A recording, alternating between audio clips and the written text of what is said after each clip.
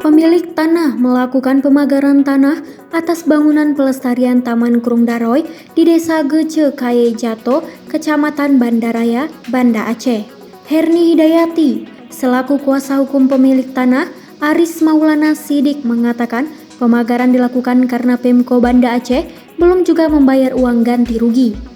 Tanah seluas lebih kurang 149 meter persegi, termasuk tanah di atas bangunan yang telah dirusak oleh pihak Pemko Banda Aceh, kepemilikan atas objek tanah kliennya itu telah memiliki SHM. Herni menyebutkan kasus penyerobotan tanah dan pengerusakan bangunan yang dilakukan Pemko Banda Aceh telah dilaporkan ke Polda Aceh dan saat ini sedang proses penyelidikan.